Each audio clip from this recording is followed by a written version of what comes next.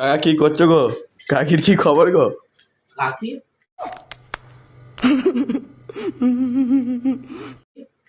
মানে বিয়ে করেছি আমি যে তোমার কাকি পাবে।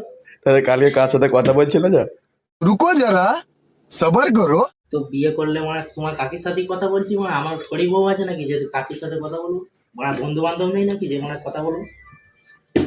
तू समझा? हाँ नहीं तू समझा नहीं। মানে কাকি কাকি করছে এখানে এসে, মানে কাজ করতে পারছে না মানে কাকি।